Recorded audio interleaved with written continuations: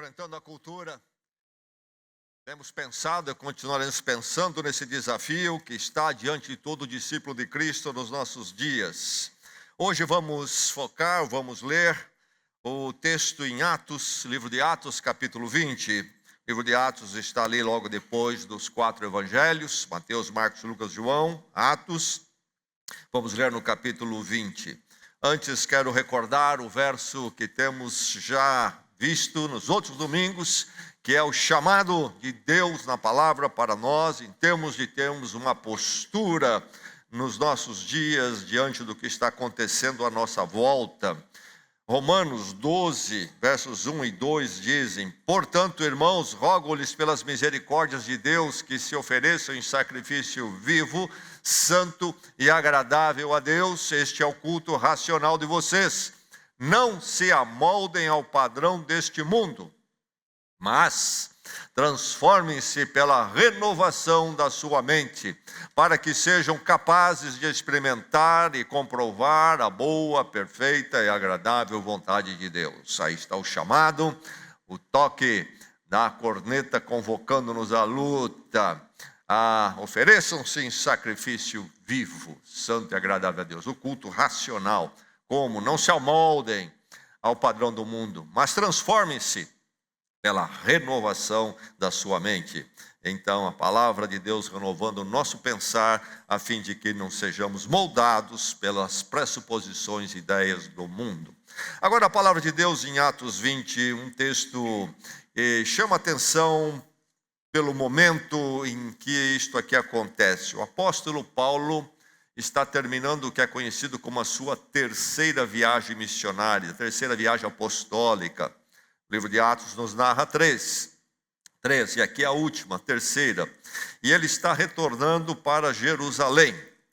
E então essa última viagem dele narrada em Atos, e ele tem um encontro aqui marcante, crucial, com os presbíteros, os líderes da igreja em Éfeso, que era uma grande cidade naquela época, a chamada Ásia Menor, hoje Turquia.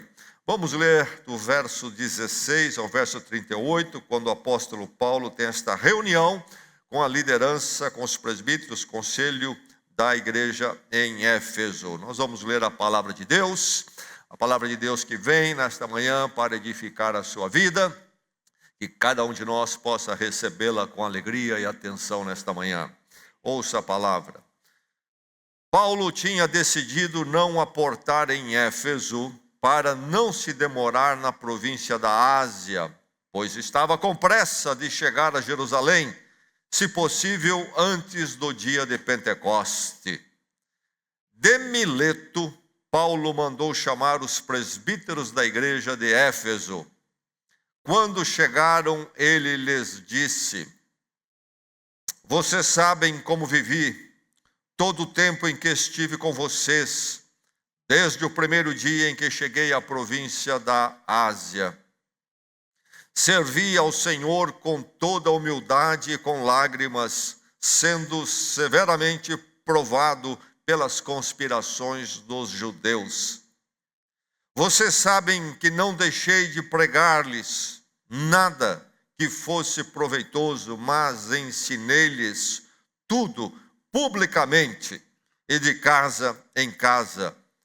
Testifiquei tanto a judeus como a gregos que eles precisam converter-se a Deus com arrependimento e fé em nosso Senhor Jesus. Agora, compelido pelo Espírito, estou indo para Jerusalém, sem saber o que me acontecerá ali.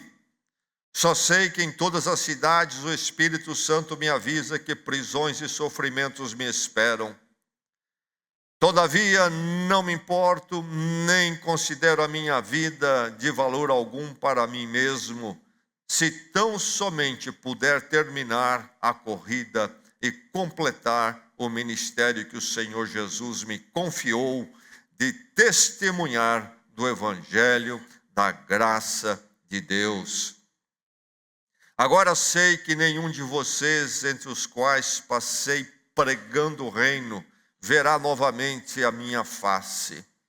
Portanto, eu lhes declaro hoje que estou inocente do sangue de todos, pois não deixei de proclamar-lhes toda a vontade de Deus.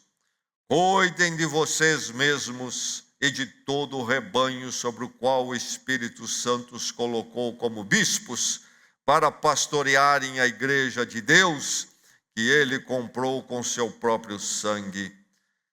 Sei que depois da minha partida, lobos ferozes penetrarão no meio de vocês e não pouparão o rebanho. E dentre vocês mesmos se levantarão homens que torcerão a verdade a fim de atrair os discípulos. Por isso, vigiem. Lembre-se de que durante 3 anos jamais cessei de advertir cada um de vocês disso, noite e dia, com lágrimas. Agora, eu os entrego a Deus e à palavra da sua graça, que pode edificá-los e dar-lhes herança entre todos os que são santificados. Não cobicei prata, nem ouro, nem as roupas de ninguém. Vocês mesmos sabem que estas minhas mãos supriram as minhas necessidades e as de meus companheiros. Em tudo o que fiz, mostrei-lhes que, mediante trabalho árduo, devemos ajudar os fracos, lembrando as palavras do próprio Senhor Jesus, que disse: há maior felicidade em dar do que em receber. Tendo dito isso, ajoelhou-se com todos eles e orou. Todos choraram muito e, abraçando-o, beijavam. O que mais os entristeceu foi a declaração de que nunca mais veriam a sua face. Então o acompanharam até o navio. No verso 17, de Mileto, Paulo mandou chamar os presbíteros da igreja de Éfeso. Parando no porto de Mileto, marca essa reunião ali, convocando lá de Éfeso os presbíteros. Verso 20 e 21, vocês sabem que não deixei de pregar-lhes nada que fosse proveitoso, mas ensinei-lhes tudo publicamente e de casa em casa. Testifiquei tanto a judeus como a gregos que eles precisam converter-se a Deus com arrependimento e fé em nosso Senhor Jesus. Verso 27, em diante, pois não deixei de proclamar-lhes toda a vontade de Deus, todo o conselho de Deus. Verso 28, cuidem de vocês mesmos e de todo o rebanho sobre o qual o Espírito Santo os colocou como bispos, para pastorearem a igreja de Deus, que ele comprou com seu próprio sangue. Sei que depois da minha partida, lobos ferozes penetrarão no meio de vocês e não pouparão o rebanho. E dentre vocês mesmos se levantarão homens que torcerão a verdade, a fim de atrair os discípulos. O verso 31 começa então com a advertência: por isso, vigiem. Por isso, vigiem. Ouvimos a palavra do Senhor.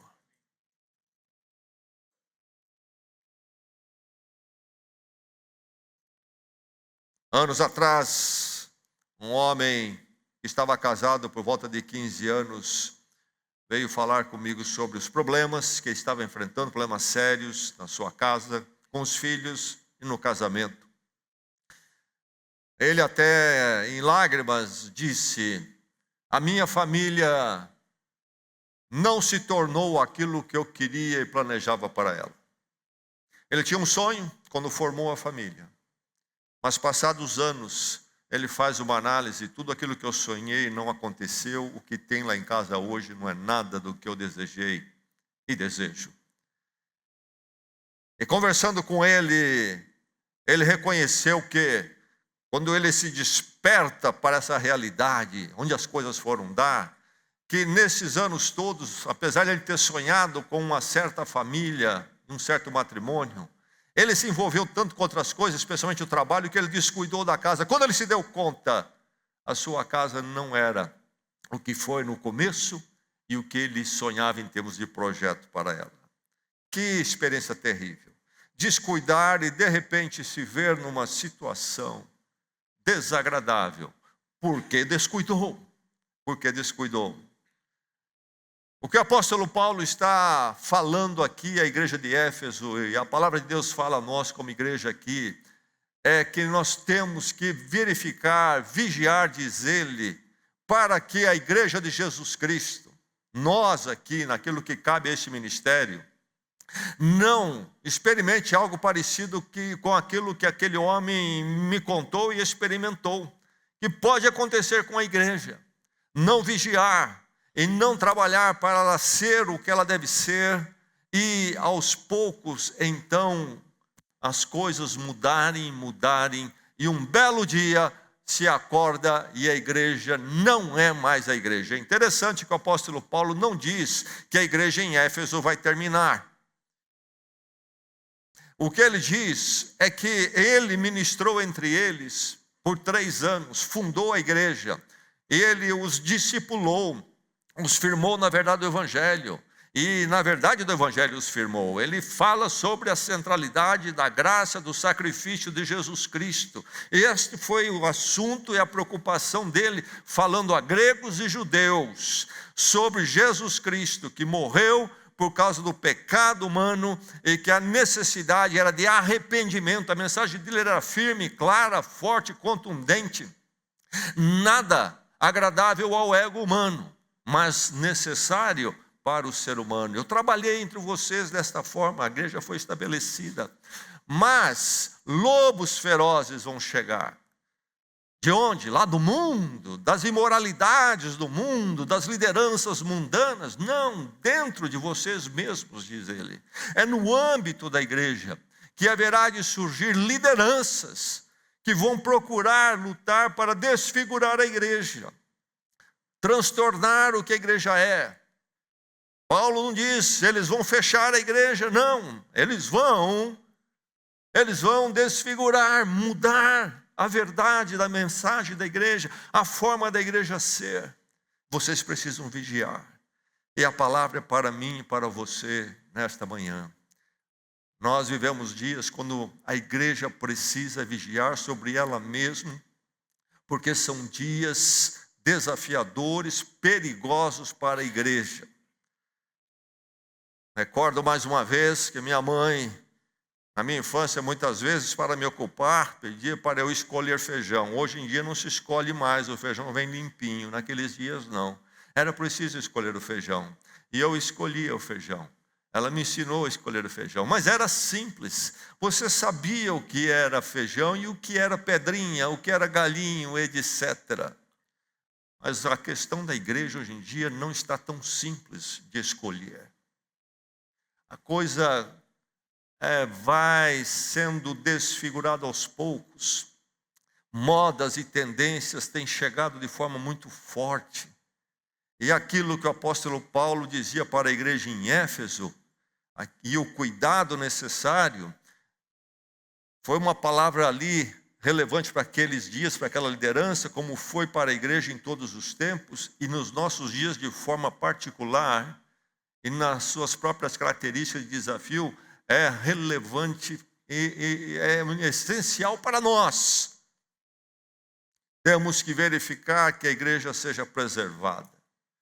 A igreja tem que ser preservada e se não for vigiado, ela vai se perder. O debate está no ar. A onda é muito forte num certo modelo, numa toada, uma tendência em que a maior parte das igrejas estão caminhando. Eu penso que a maior parte está caminhando. E os especialistas, os entendidos, pastores, lideranças têm se preocupado. Isto numa minoria, porque parece que a maioria está preocupada, envolvida na tendência daquilo que acontece nos nossos dias. A igreja vai se tornando algo que é bem diferente daquilo que ela deve ser. Aliás, precisamos já de início separar 2 categorias. Nós podemos ter algo que se chama movimento. Um movimento até que seja pró-Jesus Cristo, pró-Evangelho. O movimento é caracterizado por muito entusiasmo, a juntar muita gente, mas não é igreja. Não é igreja, é apenas um movimento. Igreja, nós temos que olhar no Novo Testamento, ela tem toda uma forma, um modelo, uma estrutura, um modo de ser. Não é apenas um agrupar de gente em nome de Jesus, com muito entusiasmo até. É algo que precisa ter certas características, certos elementos para ser chamado de igreja. E nos nossos dias, creio que grande parte do que se chama igreja é apenas um movimento. Um movimento. E movimento, então, que está, inclusive, à mercê de certas desfigurações e problemas. Aliás, chama a atenção que o nome igreja tem sido mais e mais abandonado. Aquilo que se identifica como igreja não quer usar o nome igreja. Percebeu já isto? Isto não é um ponto capital para dizer que então, se não usou a palavra igreja, não é uma igreja. Mas é sintomático, porque não é uma ação isolada, é parte de um pacote. Muitos modelos adotados que não se conformam àquilo que a igreja deve ser, à luz da palavra. E aí no pacote também se abandona o nome de igreja. Não queremos ser conhecidos como igreja. Vamos achar um nome aí bonito, diferente. E me chama a atenção, inclusive, que a moda parece que é usar algum nome em inglês. Não entendo isso, por quê, mas é a moda. Ou então, em vez de usar igreja, vou usar em inglês church. Então aqui nós vamos ser agora a Celebration Church. Para ficar na moda. O que nós precisamos é algo mais profundo, enquanto somos povo de Deus diante do mundo. E não essas jogadinhas de marketing, que eu já acho até barata demais. Enfim, a nossa igreja está se preservando, meu irmão, minha irmã. Que dia, que momento oportuno, quando vamos celebrar a mesa do Senhor, pensarmos nisto.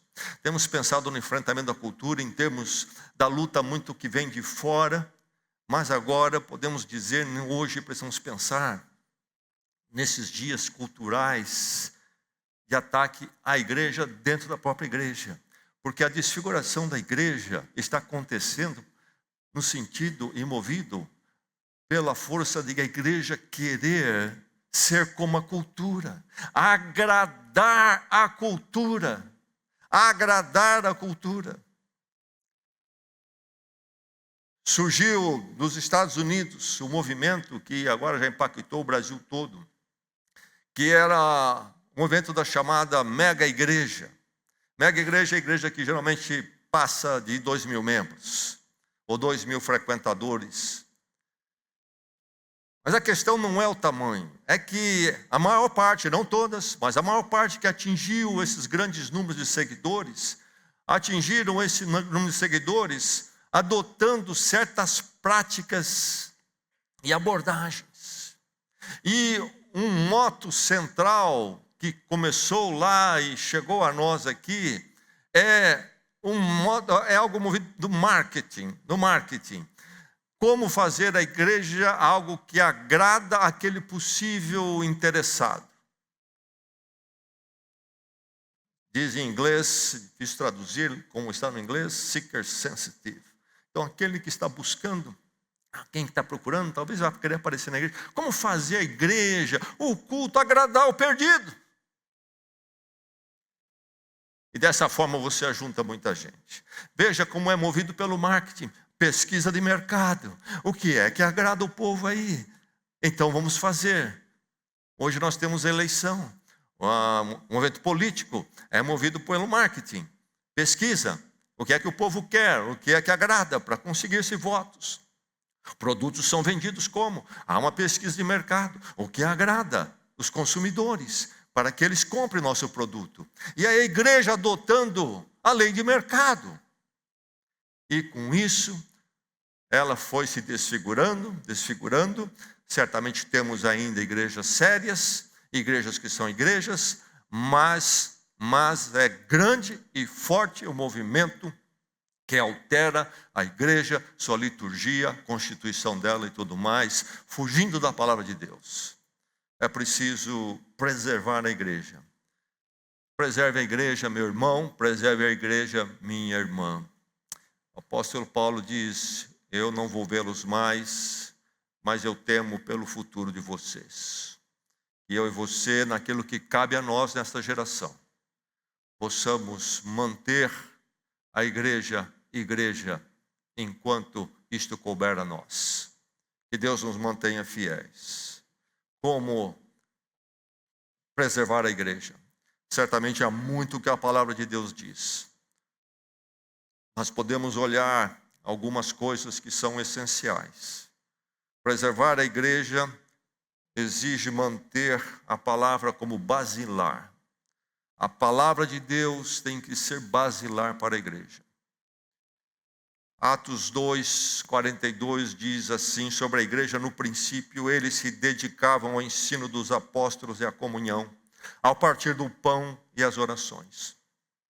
Se dedicavam a algumas coisas aqui, se dedicavam às orações, se dedicavam ao partir do pão, se dedicavam à comunhão, mas primeiramente se dedicavam ao ensino, à doutrina dos apóstolos.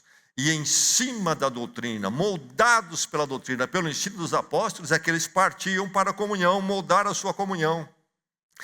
Orientados pelo ensino dos apóstolos, é que eles partiam para praticar a ceia do Senhor, partir do pão, e para as suas devoções, orações.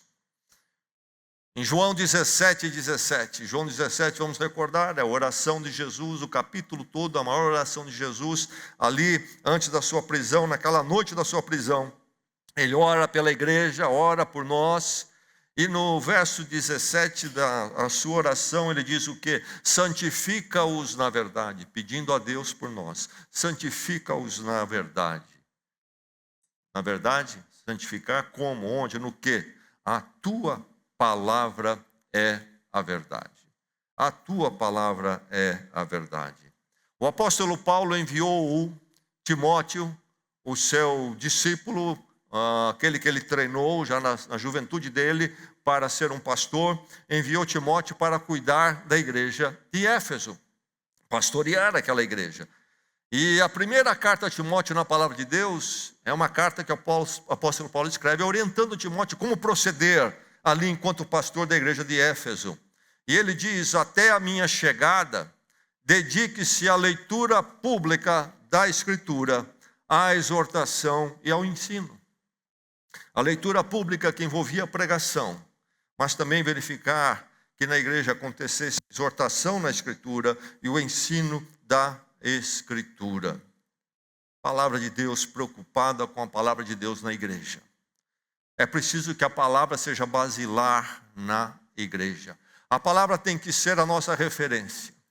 E sendo a nossa referência, a nossa constituição, como nós nos arrumamos, nos organizamos, nos fazemos como igreja, tem que ser conforme a palavra. E então, a nossa proclamação, aquilo que nós temos para oferecer e o que devemos ouvir, tem que ser a palavra. Não a cultura, mas a palavra. Repito, não a cultura, mas a palavra. Mas quando nós vemos a cultura moldando a igreja, através da pesquisa de mercado, o que é que ajunta a gente, o que é que agrada o povo, precisamos fazer cultos onde seja pensado o que agrada o povo. E precisamos nos organizar e ser um movimento de alguma forma que agrade as pessoas, atrai as pessoas. A preocupação não é com a palavra. Claro, nós não estamos aqui querendo ser pessoas que fiquem sempre tentando ser desagradáveis, não é isso. Mas a questão de agradar ou não agradar é secundária. Paulo diz: eu anunciei a todos, judeus e gregos, a graça de Cristo, que morreu por nós, e dizendo a eles que é necessário arrependimento. Eu não gosto dessa igreja, fica falando essas coisas. Eu quero uma igreja que massageie meu ego, meus sentimentos. É preciso que a nossa proclamação seja uma proclamação da palavra e não o que a cultura e as pessoas moldadas por ela e seus egos querem. A palavra. Agora, nós temos preguiça com a palavra. Nós não queremos a palavra. nós sentimos desconfortáveis com a palavra, porque é preciso entendimento. A palavra exige entendimento. E nós não queremos esse esforço, essa reflexão necessária em cima daquilo que ela diz, nas suas proposições, em cima do texto. É preciso um entendimento sistemático da palavra. O entendimento sistemático, ela é toda uma construção de um argumento, de tese. Quando você lê um livro da palavra de Deus, ele é toda uma construção, começa com bases e vai continuar e se desenvolver.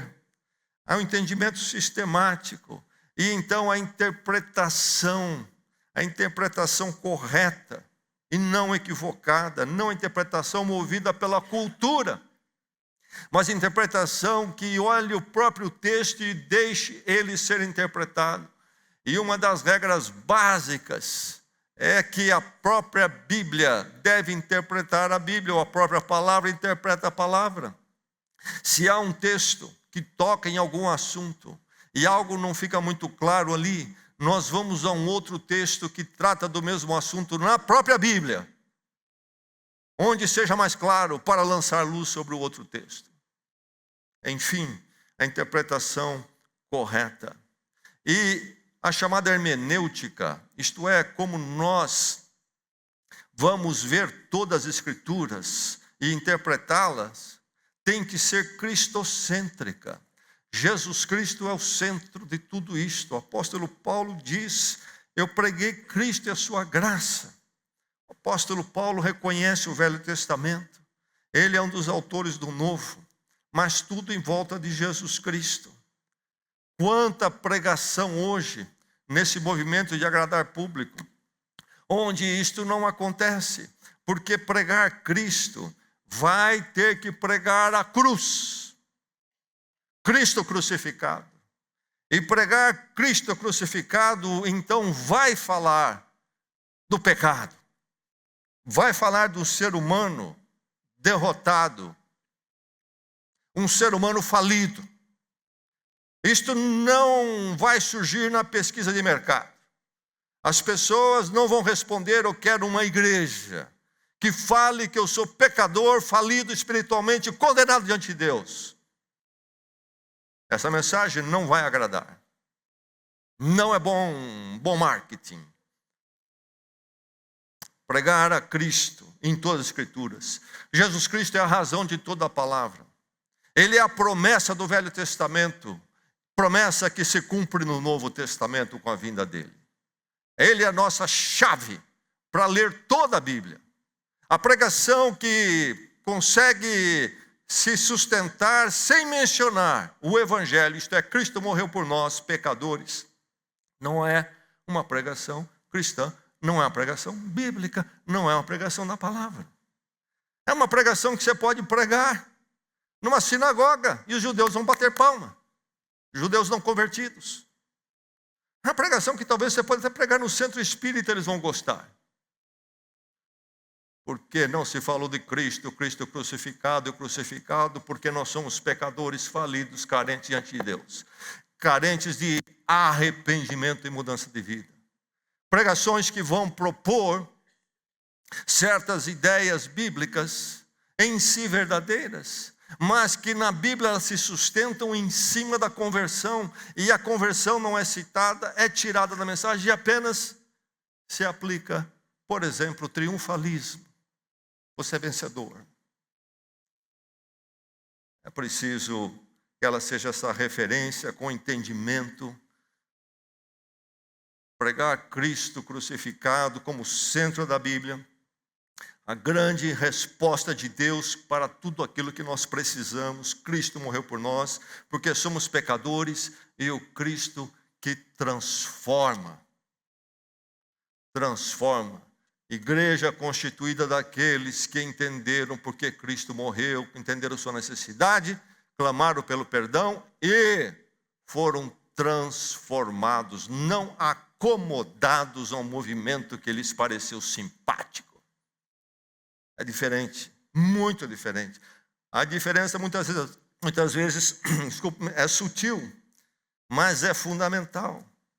E assim, então, tem que ser a pregação da igreja, a pregação bíblica e bíblica com Cristo crucificado no centro. E o discipulado dentro da igreja tem que seguir o mesmo modelo. O apóstolo Paulo diz que ele pregou à igreja e ensinou de casa em casa. Sempre a mesma mensagem, a mesma verdade. A palavra de Deus, então, ela precisa ser pregada. Temos que pregar, anunciar, proclamar a palavra de Deus e não usar a palavra de Deus para o que queremos. E não manipular a palavra de Deus de uma forma que agrade o público e dê ibope, dê audiência.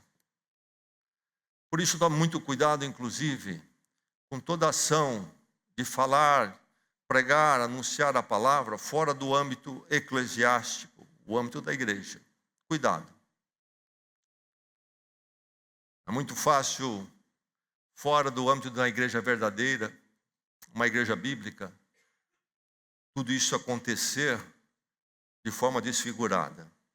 Aliás, um campo muito perigoso é a internet.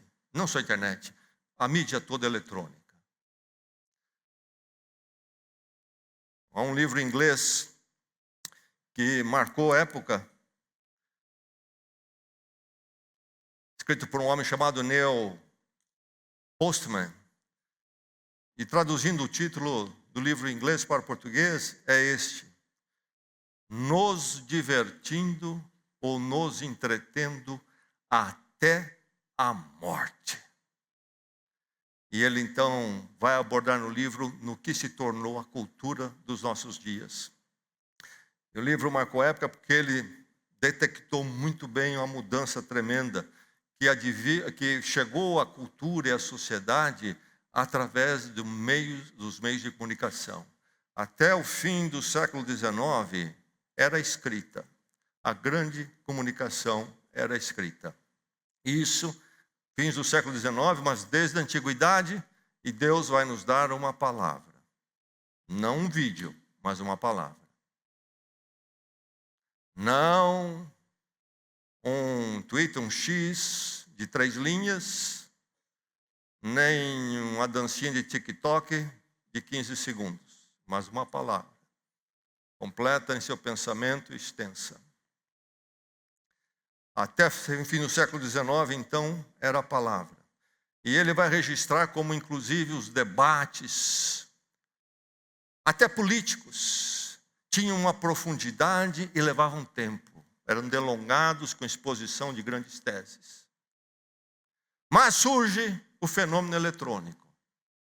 E aí vem o rádio, primeiramente, depois a televisão. E o livro dele foi escrito antes da internet. E a coisa foi se multiplicando. E o que ele coloca é que com a chegada da mídia eletrônica, coisa é 24 horas no ar, e o alvo é manter a audiência. E o que é necessário é entreter. Por detrás está o lucro, sem audiência não há lucro, e sem entretenimento não tem audiência. E ele diz e aponta, e é verdade. Isso criou uma sociedade, uma cultura que se entretém até não aguentar mais. Tudo é entretenimento. E então os assuntos sérios e fundamentais foram embutidos nesse meio. E aí é que entra a expressão que o meio é a mensagem. Então você tem um assunto sério, vai para a televisão, por exemplo. Ele precisa ser ali envolvido e ele é colocado com todo entretenimento e em meio a muito entretenimento. E quando chega a internet, a coisa se agrava mais ainda. E é um problema. E aí mistura-se descontração, coisas supérfluas, com coisas sérias, um entra, outro sai, e tudo fica no mesmo nível. E um ponto, um ícone aí para nós é só olhar esses debates políticos dos nossos dias. o que se tornaram. Os candidatos já vão sabendo que tem que mexer com uma audiência eletrônica. Como diz o autor do livro, mudou o que era um debate político antes da chegada da mídia eletrônica. Presencial. E agora, com o uso da mídia eletrônica para tratar das coisas de Deus, ficou complicado. Ficou complicado. O mesmo espaço que é usado para falar das coisas de Deus é também usado para falar de coisas banais. E estou falando, inclusive, da pessoa que faz o tal do programa ali. O perigo está onde? É que nós estamos ali sendo entretidos. Não é realmente um encontro com Deus na sua palavra. É um encher de tempo. Aquele negócio de ficar mexendo no celular para ver mais isso, mais isso. É só entretenimento. Não é nenhum compromisso sério com a seriedade e a profundidade da palavra. Fiquei abismado de saber que, inclusive, os pastores que têm uma navegação grande na internet, e são até pessoas que consideram sérias, eles, no mesmo espaço que eles usam ali para expor a palavra, ficaram discutindo como é que se come a coxinha. Porque o show não pode parar. É preciso entreter. E se mistura. Então o médium aguou tudo. Tudo virou entretenimento. Não tem nada a ver com, por exemplo, essa postura do apóstolo Paulo aqui em Atos 20. E a seriedade, a profundidade da mensagem da palavra. É preciso que nós voltemos, ou melhor, preservemos a palavra como basilar. E sabemos o que é ter a palavra como basilar. Mas, e mais, preservar a igreja requer, então, à luz da palavra, uma estrutura organizada. Para ser igreja, é preciso pegar a palavra, então, e ver o que ela diz sobre a igreja, como a igreja deve ser, e então estruturarmos toda a igreja, organizarmos conforme a palavra, e não conforme o marketing, a empresa está fazendo, mas conforme a palavra. Paulo escreve a Tito, outro que trabalhava na sua equipe, e Paulo enviou também para cuidar de uma igreja, e ele escreve a Tito, dando orientações. Em Tito, capítulo 1, verso 5, ele diz: a razão de eu ter deixado você em Creta, grande ilha de Creta, foi para que você pusesse em ordem o que ainda faltava e constituísse presbíteros em cada cidade, como eu o instruí. Veja a ordem de Paulo. Que você pusesse em ordem. Uma das coisas que as pessoas não querem é uma igreja que coloca ordem. Não querem. Não digo ordem no sentido simplesmente de sermos burocratas aqui, mas no sentido da ordem que a palavra de Deus pede. Aquela ordem, a organização, estruturação que a palavra pede. 1 Coríntios, o apóstolo Paulo ainda escrevendo para a igreja de Coríntios sobre como eles deviam se comportar, particularmente no culto, no capítulo 14, ele diz no verso 26, tudo seja feito para a edificação. E ele termina o capítulo, verso 40, dizendo, mas tudo deve ser feito com decência e ordem. Quando eu estava cursando a faculdade teológica, eu tinha um colega de uma dada igreja, onde ordem não era o caso. E eu perguntei a ele, mas no culto lá, a coisa ficou uma balbúrdia. Por que você não interrompe, põe ordem no culto? Ele disse para mim, Gessé, quando o Espírito Santo vem, não tem jeito. E aí eu fiquei pensando, o Espírito Santo diz uma coisa aqui, na igreja dele diz outra, que Espírito Santo confuso esse? Ou será quem estava confuso era meu amigo e a sua igreja?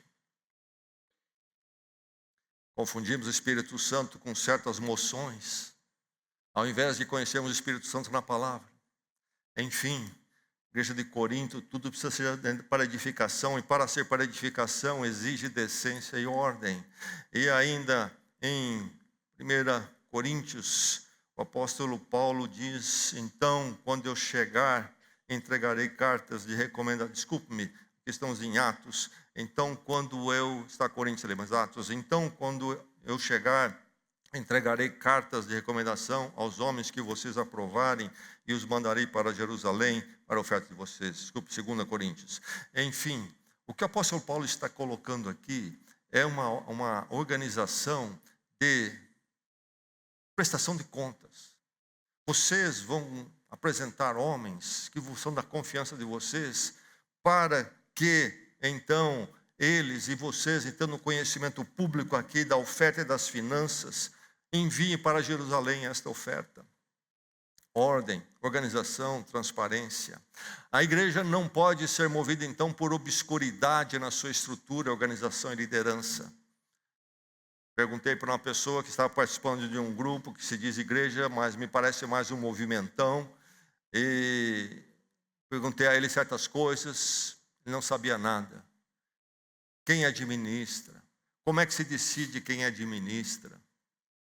Como é que é cuidar das finanças? Como é que se institui lideranças lá? Não sabia nada. Obscuridade. Igreja, chamadas igrejas com caixa preta fechada. A falta de organização, a desorganização, a presença de lideranças absolutistas, donos das igrejas. Nossos dias, tristemente, até o nepotismo. Passa de pai para filho, todos os parentes do chamado pastor são empregados e pagos pela igreja, e ninguém sabe até como é que se decide o salário dessa gente toda. A igreja tem que ser movida por princípios, se ela vai ser estruturada e organizada. Ela precisa ter uma confissão doutrinária muito clara, o que é que nós cremos, realmente pregamos, à luz da palavra, uma confissão doutrinária, à luz da palavra. Ela precisa ter um organograma que faça sentido. Isso é a igreja do Senhor, casa de Deus. Uma organização. Ela precisa saber como ela decide qual é a liderança, que tipo de governo que ela tem. Quem é o líder lá? É quem toma o poder. É o dono. É o quem funda. Ou é quem a igreja reconhece e estabelece. Como que a igreja toma decisões? Desde as mais mundanas, tipo vai alugar um prédio. Quanto custa quem assina em nome da igreja? Qual é o contrato? Até coisas muito mais importantes, como é que se constitui um pastor? Como é que se constitui os presbíteros, os conselheiros da igreja? Como é que a igreja se manifesta enquanto igreja e assembleia? A igreja é chamada para isto ou nunca é chamada? Nada ela sabe. 2 ou 3 fazem o que querem. A igreja tem seus presbíteros, conselheiros, ou um sozinho faz o que quer da forma que quer. Como é que se constitui pastor? Toda essa transparência é preciso existir, a transparência na prestação de contas e de todas as decisões. É preciso ter a membresia, membros definidos. Quem é a igreja e quem não é igreja? Onde a igreja começa e onde termina o mundo? Qual é a linha que separa quem é e quem não é? Isto envolve que o grupo esteja pactuado com princípios claros e definidos pela palavra. E então envolve ter-se um rol de membros. Nós sabemos quem é membro e quem não é. Quem está visitando, bem-vindo, mas não é membro. É preciso que haja critério. Como é que eu me torno membro? Qual é o caminho para se chegar lá, para se saber que aquele que adentrou a igreja realmente tem condições de ser parte da igreja? Ou não, ele conseguiu atender os critérios? Ou é de qualquer forma? Igreja sem rol de membros. A grande moda entre as muitas desfigurações da igreja que acontece nos nossos dias é algo que é definido como membresia aberta. Quem é a igreja? Quem aparece aqui. E quem não via mais, não é mais igreja. E quem entrar por aquela porta é igreja. Ninguém sabe quem é, quem não é. É qualquer um. Esta não é a orientação da palavra. A orientação da palavra é que precisa ser muito bem definido. Critérios. E envolve compromisso. Envolve disciplina. Então a igreja precisa zelar que quem está na igreja esteja de acordo com a palavra, para permanecer na igreja. E finalmente é preciso haver comunhão. Não é apenas entrar e sair para um programa de auditório, que eu acho bonito, ou talvez que me dá um pouquinho de paz. É preciso comunhão. E falando em ordem e organização, estrutura, o culto, a liturgia. 1 Coríntios capítulo 14, o apóstolo Paulo está preocupado com o culto quando diz decência e ordem. Decência, primeira palavra, ordem a segunda. O culto do Senhor Jesus Cristo não pode ser algo que fica devendo em termos de decência e ordem. Nós não estamos falando de algo mecânico, frio, mas também não podemos admitir a desorganização no culto, a falta de postura devida para o culto, comportamento devido. A liturgia deve refletir a palavra de Deus, preservar a igreja, estrutura organizada em cima da palavra como basilar. E aí podemos ainda falar sobre que o cultuar tem que ser fidedigno. Para preservar a igreja, então o culto tem que ser fidedigno. O culto que reflete a ordem e decência há de ser um culto fidedigno. Fidedigno em duas formas. Primeiro, ser fidedigno à palavra, fiel à palavra. Segundo, fidedigno no sentido de cada um de nós que é parte da igreja, sermos fiéis ao cultuar. Em Atos 2:46, falando da igreja ainda no princípio, mais uma vez, diz: todos os dias continuavam a reunir-se no pátio do templo, partiam o pão em suas casas, e juntos participavam das refeições com alegria e sinceridade de coração, louvando a Deus. Culto, todos os dias. Igreja, então, assídua, é assídua no quê? Num encontro que era montado para agradar as conveniências deles? Não. Todos os dias encontrando-se para louvar a Deus. Colossenses, Paulo escreve à igreja de Colossos, capítulo 3, verso 15, que a paz de Cristo seja o juiz em seu coração, visto que vocês foram chamados para viver em paz como membros de um só corpo. Habite ricamente em vocês a palavra de Cristo. Ensinem e aconselhem-se uns aos outros com toda a sabedoria e cantem salmos, hinos e cânticos espirituais com gratidão a Deus em seu coração. Então vocês são membros de um só corpo, a igreja. O que é a igreja? O corpo de Cristo. Então, a palavra de Cristo habite ricamente em vocês. Como? Ensinando e aconselhando-se uns aos outros.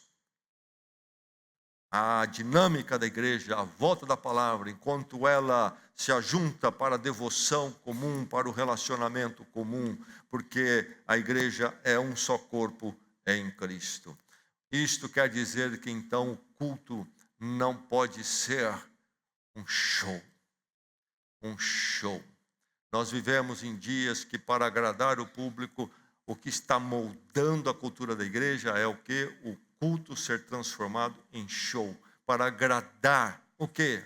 Vai agradar perdidos, que nunca entenderam que Cristo morreu pelos seus pecados, nunca se arrependeram, não foram transformados, apenas se acomodam a uma cultura de chamada igreja, que agrada a um ser humano que não se converteu. Show. É show para cima e show para baixo. E aí surge, inclusive, a grande indústria do show gospel. Vai fulano fazer o show lá, e todo mundo vai atrás. Não sei se usa ainda a expressão, mas eu me lembro, lá nas décadas de 80, falava-se de macaco de auditório. E agora se transformou o povo de Deus nisso. Uma das coisas mais tristes que eu vejo é que, certamente, há trabalhos sérios, acontecem aqui e ali, mas me parece, na grande medida, conferências, encontros, shows, é massa de manobra. Eu fico triste de ver o discípulo de Cristo, que é aquele que se torna consciente, porque em Cristo agora ele encontrou a identidade dele, e ele sabe quem ele é em Cristo, e ninguém vai usá-lo, diferente daquele que não tem Cristo. Mas agora, nesse mundão aí, que se diz igreja, você vê o povo sendo arrastado para... Você foi aquele... Não foi, perdi o show. É a mesma sensação do camarada que diz um para o outro lá, a juventude na escola, por exemplo, na segunda-feira. Você foi no poço de monta ontem, é a mesma sensação. Perdi. Como você perdeu, rapaz? É o fulano que cantou. Eu fui lá, consegui tirar uma fotinho com ele para pôr no meu Facebook, no meu Instagram. Massa de manobra. Que o Senhor nos preserve disto. A igreja e o culto deve ser o quê? O corpo de Cristo, pelo qual o Senhor precisou dar o seu sangue, a sua vida. É a casa de Deus. Nós não somos chamados para sermos financiadores de máquina, financiadores de grife eclesiástica.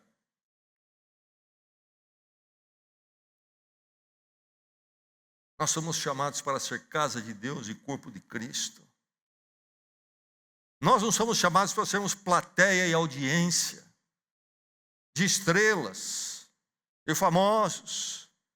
Nós somos chamados para nos encontrarmos no nome do Senhor e proclamarmos a palavra, vivenciarmos a palavra. Cultuar com assiduidade, seriedade, é a igreja que Jesus Cristo deixou e estabeleceu. Ele não disse ir por todo mundo e fazer um grande show em todo lugar. Ele falou sobre a minha igreja. A minha igreja. E a palavra nos ensina o que a igreja, ela tem uma estrutura e uma forma. Já falamos à luz da palavra. É isto que deve nos mover e há de mover o evangelho, a obra de Deus na face da terra. Precisamos assiduidade à igreja. E aí envolve, então, nesse cultuar as ordenanças. As ordenanças. Há igrejas que quase já nem celebram mais ordenanças. Há igrejas celebrando ordenanças da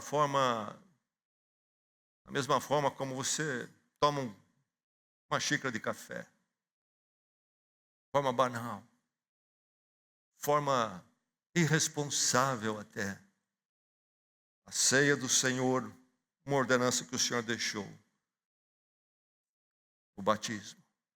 2 marcas da igreja que cultua com regularidade, o batismo e a ceia do Senhor, feitas conforme a palavra, com toda seriedade e critério, e não de qualquer forma. O cultuar preservado é preservar a igreja, é um cultuar fidedigno. E tem que ser um cultuar teocêntrico, em Cristo. Isto é, centrado em Deus. Nós lemos em Atos capítulo 2, o quê? Que todos os dias eles se reuniam e o que eles faziam lá, entre outras coisas, louvando a Deus. Meu irmão, o culto não é feito para as pessoas. O culto é para o Senhor. O culto não é para agradar, mas é para termos um encontro com Deus em Cristo na sua palavra.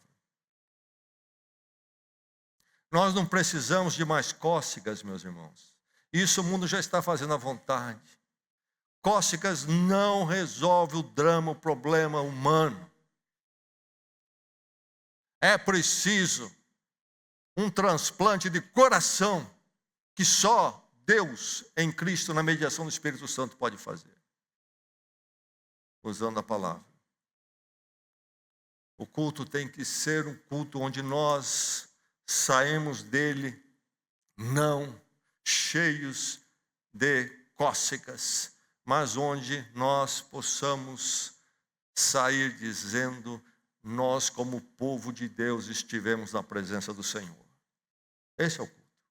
Isso há de nos sustentar e nos encher na caminhada neste mundo atribulado.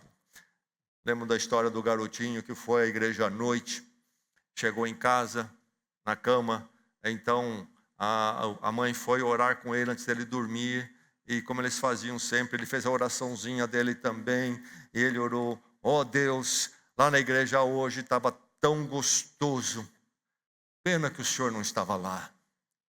E essa sensação, na maior parte dos cultos que acontece por aí, certamente há muitos cultos sérios, mas em grande quantidade, meu irmão, a massa de manobra foi manobrada e agitou, agradou, mas não estiveram na presença do Senhor.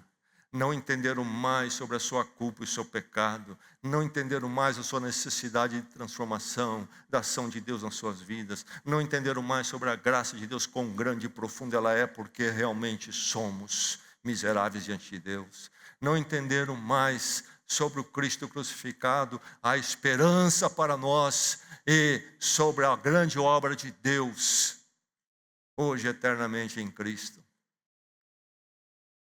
Que pena, o Senhor não estava lá. Pela graça de Deus sejamos preservados e possamos, todas as vezes que nos encontrarmos, podemos dizer: Senhor, que bom que o Senhor estava lá. Vamos orar.